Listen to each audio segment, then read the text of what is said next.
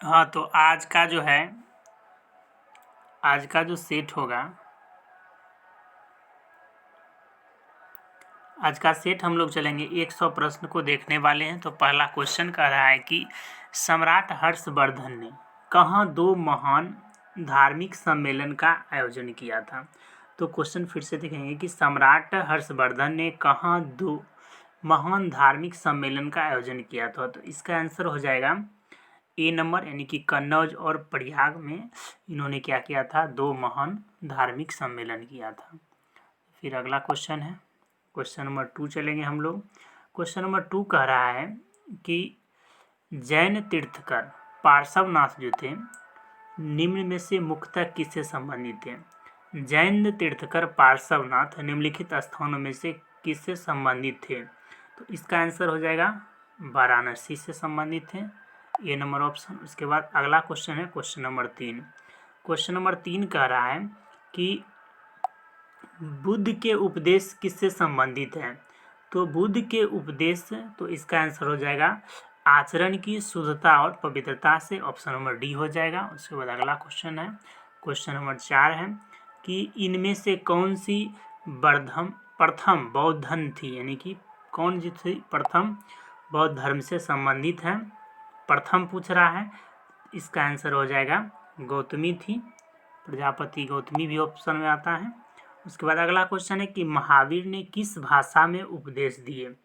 तो महावीर ने जो उपदेश दिए थे ये थी प्राकृत भाषा, यानी ऑप्शन नंबर डी हो जाएगा इस प्रश्न का। उसके बाद हम लोग चलेंगे आगे, क्वेश्चन नंबर 6 पर हम लोग चलेंगे। कहता है कि अनुव्रत सिद्धांत का प्रतिपादन किसने किया। अनुव्रत सिद्धांत का प्रतिपादन किसने किया था। तो इसका आंसर हो जाएगा था जैन धर्म ने किया था। उसके बाद अगला क्वेश्चन हम लोग चलेंगे।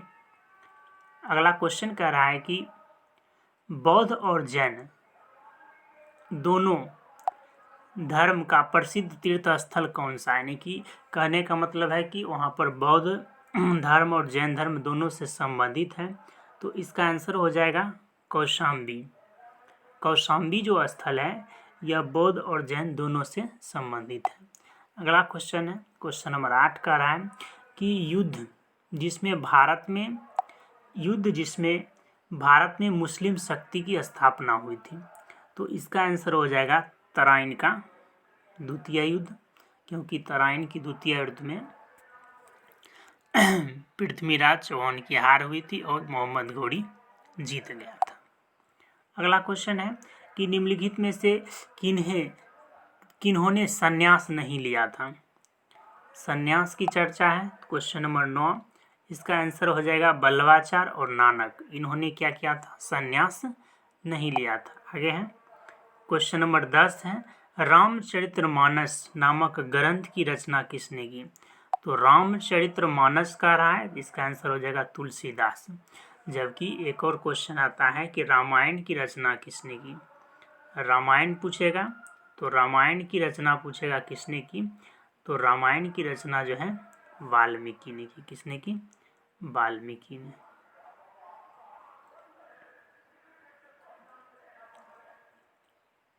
आगे है क्वेश्चन नंबर इटली का निकोलो कांटी किसके शासनकाल में विजयनगर आया था। क्वेश्चन हम लोग फिर से ध्यान देंगे। कह रहा है कि इटली का निकोलो कांटी किसके शासनकाल में भारत आया था। ध्यान देंगे, इसका जो आंसर होगा, इसका आंसर हो जाएगा देवराय प्रथम के शासनकाल में आया था, इटली के जो यात्री थे। उसके बाद है अलाई दरवाजा किस विश्व विरासत में है स्थित है। कह रहा है कि अलाई दरवाजा जो है किस विश्व विरासत में स्थित है। तो इसका आंसर हो जाएगा कुतुब मीनार में है। इसको ऑप्शन नंबर सी है, अलाई दरवाजा किस विश्व विरासत स्थल में है। तो कुतुब मीनार इसका सही आंसर हो जाएगा। अब आगे है क्वेश्चन नंबर 13।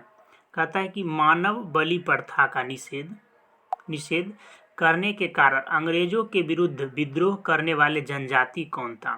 तो ये क्वेश्चन जो है बहुत इम्पोर्टेंट है। यह यानी कि बीएसएससी के सेट में पूछा गया था और बिहार पुलिस एसआई के मेंस में भी है। तो इसका आंसर हो जाएगा खोंद जनजाति। ये खोंद जनजाति जो है मानव बलि प्रथा का निषेध करने के कारण अंग्रेज के विरुद्ध अंग्रेज के विरुद्ध विद्रोह करने वाले प्रथम जनजाति थे। उसके बाद हम लोग चलेंगे क्वेश्चन नंबर 14 पर, यानी कि कह रहा है कि निम्न में से किसने स्वराज पार्टी निर्माण करने के लिए कांग्रेस के अध्यक्ष पद से त्यागपत्र दिया था। तो क्वेश्चन नंबर 14 है, इसका आंसर हो जाएगा चित्तरंजन दास ने क्या किया था, त्यागपत्र दिया था। आगे है, कहता है निम्नलिखित में से कौन युग्म है सही नहीं है, यहाँ पर नहीं पूछ रहा है, ध्यान देंगे। तो इसका जो आंसर हो जाएगा इसका बी हो जाएगा, यानी कि कलकत्ता अधिवेशन 1928, ठीक है, यानी कि ये जो है सरोजिनी नायडू, ये गलत है। जबकि बेलगांव अधिवेशन 1924 महात्मा गांधी थे। हरिपुरा जो है अधिवेशन हुआ था 1938 में, इसमें सुभाष चंद्र बोस थे। उसके बाद मेरठ में अधिवेशन 1946 में जेबी कृपलानी थे। तो इसका आंसर जो हो जाएगा बी नंबर ऑप्शन क्या है, गलत है। आगे है क्वेश्चन नंबर हम लोग चलेंगे 16 पर। क्वेश्चन कह रहा है कि 16 दिसंबर 1916 में इंडियन नेशनल कांग्रेस तथा इंडियन मुस्लिम लीग ने एक ही समय अपने अधिवेशन कहाँ आयोजित किए थे। तो 16 नंबर क्वेश्चन है, इसका आंसर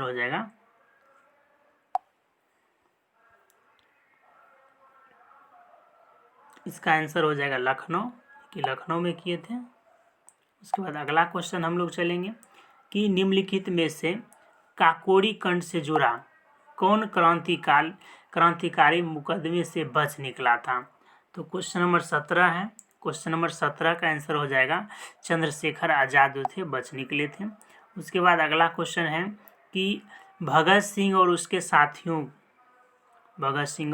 उनके साथियों ने किस बदला लेने के लिए ब्रिटिश अधिकारी सैंडर्स की हत्या की थी। सैंडर्स की हत्या क्यों की थी, तो लाला लाजपत राय की मौत हुई थी, इसी कारण उन्होंने। उसके बाद है निम्नलिखित में से कौन सा युग्म कह रहा है सुमेलित नहीं है, तो नहीं पर ज़्यादा ध्यान देंगे। तो इसका आंसर हो जाएगा, यहाँ कहता है कि ए नंबर आंसर सही है कि भगत सिंह जो था द इंडियन सोशलिस्ट लॉजिस्ट के नहीं थे, बल्कि सचिंद्र नाथ संन्यास बंदी जीवन के थे। लाला राम शरण दास ड्रीमलैंड के थे। भगवती चरण जो बोहरा थे द फिलोसफी ऑफ बम, यानी कि बम के दर्शन, भगवती चरण बोहरा। उसके बाद अगला क्वेश्चन है क्वेश्चन नंबर 20, कह रहा है कि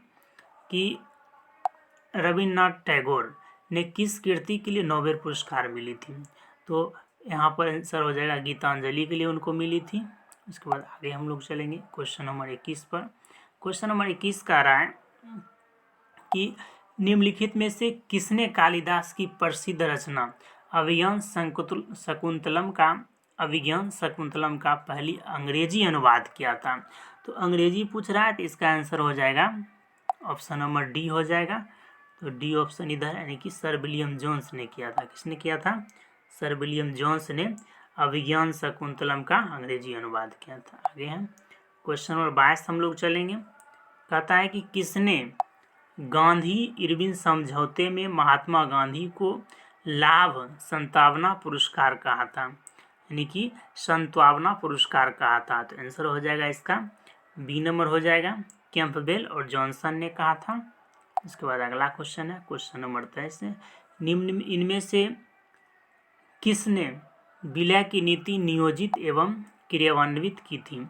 तो ये क्वेश्चन नंबर 23 है, अतः इसका आंसर हो जाएगा डलहौजी ने की थी। क्वेश्चन नंबर यानी कि ऑप्शन सी हो जाएगा। अगला क्वेश्चन है कि भारत में अंग्रेज के समय प्रथम जनगणना जो हुई थी यह किसके समय हुई थी। तो यह जो हुई थी यह मेयो के समय में हुई थी और 1872 में हुई थी। कब हुई थी, 1872 में। अगला क्वेश्चन है क्वेश्चन नंबर 25 कह रहा है इनमें से किस गवर्नर जनरल ने सबसे पहले पृथक निर्वाचन मंडल की व्यवस्था मुसलमानों को जीतने व उन्होंने कांग्रेस के विरुद्ध करने का इस्तेमाल किया। तो ये हो जाएगा इसका आंसर जो हो जाएगा क्वेश्चन नंबर 25 है, और 25 का आंसर हो जाएगा डी, यानी कि लॉर्ड मिंटो ने किए थे। उसके बाद क्वेश्चन नंबर 26 है। क्वेश्चन नंबर 26 कह रहा है कि अरब सागर में स्थित भारतीय महाद्वीपों का सबसे महत्वपूर्ण लक्षण क्या है? क्वेश्चन नंबर 26 है। तो ये सभी मूंगे की चट्टान के बने होते हैं, इसका मुख्य लक्षण है। आगे क्वेश्चन नंबर 27 है। 27 हम लोग ध्यान देंगे। कहता है कि लाल मिर्च उत्पादन में कौन सा राज्य अग्रणी है? लाल मिर्च का रहा है, ध्यान देंगे। लाल मिर्च में कौन सा राज्य उत्पादन में अग्रणी है? तो इसका आंसर हो जाएगा क्वेश्चन नंबर 27 का आंध्र प्रदेश। ठीक है, इसमें हम लोग याद किए थे, ऐसे कोई अंधा व्यक्ति है तो उसको कुछ और मांगा, लेकिन हम लोग क्या दे दिए? मिर्च दे दिया ना। तो अंधा को कुछ भी नहीं, मतलब कुछ खाने वाला मांगे, मिर्च दे दिया, तो उसको क्या मैंने तीखा लगा। तो इसका आंसर आंध्र प्रदेश हो जाएगा। उसके बाद है क्वेश्चन नंबर 27 कह रहा है कि केरल में इडुक्की परियोजना किस नदी पर है? तो इडुक्की परियोजना पूछ रहा है, तो इडुक्की हो जाएगा पेरियार नदी पर। इसके बाद अगला क्वेश्चन है क्वेश्चन नंबर 29 कह रहा है कि भारत में किस राज्य में मानसून का आगमन क्या होता है? सबसे पहले होता है। तो मानसून पूछ रहा है, तो 29 का आंसर जो हो जाएगा केरल में होता है, और यह 1 से 5 जून के बीच आता है। उसके बाद क्वेश्चन नंबर 30 है, इन किसको निम्न में से किसको पर्ल सिटी कहा जाता है? तो पर्ल सिटी पूछ रहा है, तो पर्ल सिटी कहते हैं तुतीकोरिन को। किसको कहते हैं? तुतीकोरिन को पर्ल सिटी कहते हैं। उसके बाद है सतही जल संसाधन कहाँ उच्चतर है?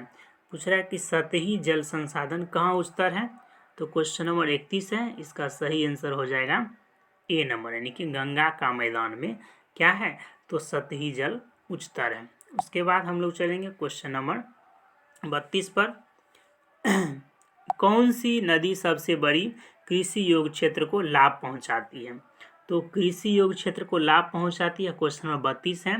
तो इसका भी आंसर हो जाएगा गंगा, यानी कि गंगा के किनारे खेती ज़्यादातर होती है, और इसका मुख्य उद्देश्य क्या है? सिंचाई होता है।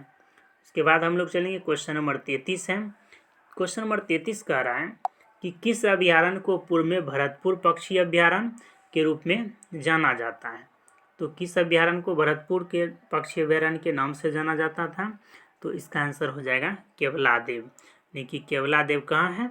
तो केवलादेव जो है भरतपुर में है, इसको पहले भरतपुर नाम से जाना जाता था। और ये कहाँ है? तो ये राजस्थान में। अगला क्वेश्चन है क्वेश्चन नंबर 34 कह रहा है कि कौन सी अंतर्राष्ट्रीय हवाई अड्डा पूर्ण रूप से सौर ऊर्जा द्वारा संचालित दुनिया का प्रथम हवाई अड्डा है? तो क्वेश्चन नंबर 34 है, और 34 का आंसर जो हो जाएगा, आंसर बी हो जाएगा, कोचीन अंतर्राष्ट्रीय हवाई अड्डा कहाँ है? तो कोचीन अंतर्राष्ट्रीय कहाँ है? केरल में है। उसके बाद हम लोग आगे चलेंगे क्वेश्चन नंबर 35 चलेंगे कि निम्नलिखित शहरों में किसे प्राचीन समय में डेसिंग नाडु कहा जाता है? डेसिंग नाडु कहा जाता है। तो क्वेश्चन नंबर 35 है, और 35 का आंसर हो जाएगा चित्तौड़ कहाँ है? चित्तौड़ कहाँ है? राजस्थान में है। इसको क्या कहा जाता है? तो इसको कहा जाता है डेसिंग नाडु। उसके बाद अगला क्वेश्चन है कि सौरमंडल में कौन सा सौरमंडल का भाग नहीं है? तो कहता है कौन सा सौरमंडल का भाग नहीं है? तो क्वेश्चन नंबर 36 का इसका आंसर हो जाएगा निहारिका जो है सौरमंडल का भाग नहीं है। आगे है क्वेश्चन नंबर 37, यानी कि 37। अब कहता है क्वेश्चन सूर्य और पृथ्वी के बीच की औसत दूरी कितनी है? सूर्य और पृथ्वी कह रहा है। क्वेश्चन नंबर 37 का आंसर हो जाएगा डी, यानी कि 150 गुने, यानी कि इकाई दहाई सैकड़ा हजार 10,000 लाख 10 लाख, यानी कि 10 लाख किलोमीटर, यानी कि 150 गुने 10 लाख किलोमीटर। अगला क्वेश्चन है क्वेश्चन नंबर 38 कह रहा है कि निम्नलिखित में से कौन अक्साई चीन का भाग है? तो अक्साई चीन का भाग, इसका ऑप्शन इधर है, क्वेश्चन नंबर 38 है, हम लोग ध्यान देंगे। इसका आंसर हो जाएगा डी नंबर हो जाएगा, यानी कि लद्दाख पठार। उसके बाद है महासागर में ऊंची जल तरंगें कैसी होती है? महासागर में ऊंची जल तरंग कैसी होती है? तो क्वेश्चन नंबर 39, इसका आंसर हो जाएगा कैसे होती है? तो चंद्रमा के कारण होती है। किसके कारण होती है? चंद्रमा के कारण होती है। उसके बाद है क्वेश्चन नंबर 40 कह रहा है कि भूपर्पट्टी में बहुतायत पाई जाने वाली रसायन कौन सी है। तो भूपर्पट्टी कह रहा है तो भूपर्पट्टी में सबसे ज़्यादा ऑक्सीजन होता है। कितना प्रतिशत होता है? 46.80%। उसके बाद अगला क्वेश्चन है कि संसदीय शासन में वास्तविक कार्यपालिका शक्ति किसके पास होता है। यानी कि संसदीय शासन में वास्तविक कार्यपालिका शक्ति किसके पास होता है। तो ध्यान देंगे क्वेश्चन नंबर 41 है और इसका आंसर हो जाएगा प्रधानमंत्री। यानी कि प्रधानमंत्री जो होते हैं संसदीय शासन में वास्तविक कार्यपालिका शक्ति के प्रमुख होते हैं। उसके बाद क्वेश्चन नंबर 42 है कि भारतीय संविधान मान्यता देता है। भारतीय संविधान किसको मान्यता देता है। तो क्वेश्चन नंबर 42 है, 42 का आंसर हो जाएगा सी, यानी कि धार्मिक भाषाई अल्पसंख्यक को मान्यता देती है। उसके बाद अगला क्वेश्चन है क्वेश्चन नंबर 43 हम लोग चलेंगे कि भारत को देशी रियासतों को विलय में किन दो व्यक्तियों की महत्वपूर्ण भूमिका रही। तो देशी रियासतों का एकीकरण के बारे में कह रहा है तो इसका आंसर हो जाएगा सरदार वल्लभ भाई पटेल और बीपी मेनन को यानी कि महत्वपूर्ण भूमिका रही। उसके बाद अगला क्वेश्चन हम लोग चलेंगे क्वेश्चन नंबर 44 पर चलेंगे। संसदों की योग्यता के संबंधी विवाद पर निर्णय कौन देता है। तो निर्णय देने की बात यहाँ पर बोल रही है तो इसका आंसर जो हो जाएगा 44 यानी कि आंसर जो हो जाएगा डी नंबर हो जाएगा। निर्वाचन आयोग जो है परामर्श देता है कि क्या देगा परामर्श कि इसको जो है आयोग करे कि नहीं करे। उसके बाद अगला क्वेश्चन है क्वेश्चन नंबर 45 कह रहा है कि universal declaration of human right में कुल कितने अनुच्छेद हैं। यानी कि यूनिवर्सल डिक्लेरेशन ऑफ यानी कि ह्यूमन यानी कि इसका कहने का मतलब होता है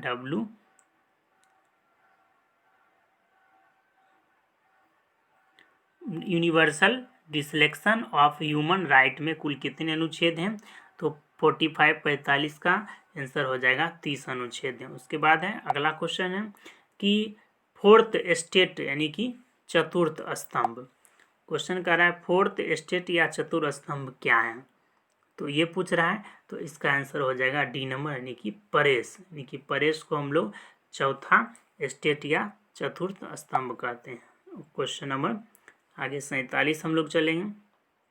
47 कह रहा है कि भारतीय संविधान में किस अनुच्छेद में भारत की राजभाषा या भाषाएं अपनाने की प्रक्रिया है।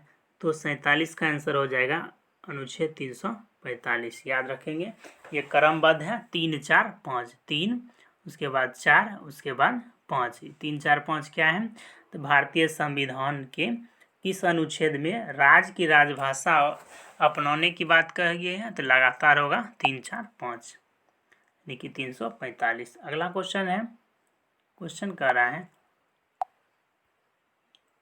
कि निम्नलिखित में से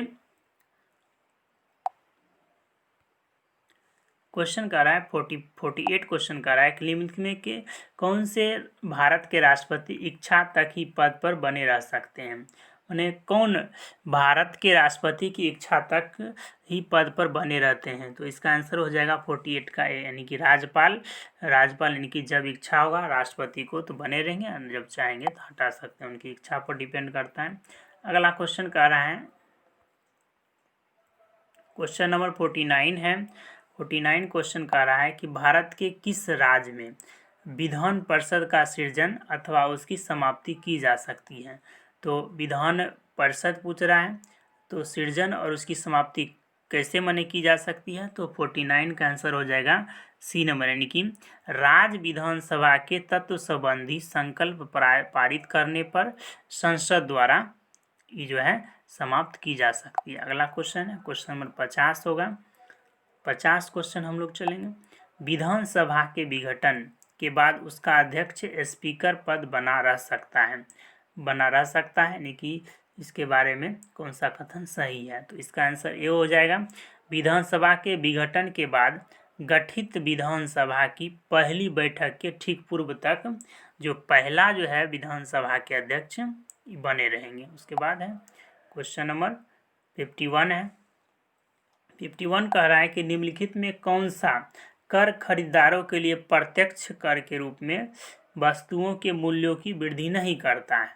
तो 51 का आंसर हो जाएगा आयकर। आयकर जो है मूल्यों में वृद्धि नहीं करता। उसके बाद अगला क्वेश्चन है क्वेश्चन नंबर 52 है। एशिया का पहला निर्यात प्रसंस्करण क्षेत्र 1965 में कहाँ स्थापित हुआ था? तो 52 है, यानी कि 52 इसका आंसर हो जाएगा कांडला। और कांडला कहाँ है? तो कांडला जो है गुजरात में।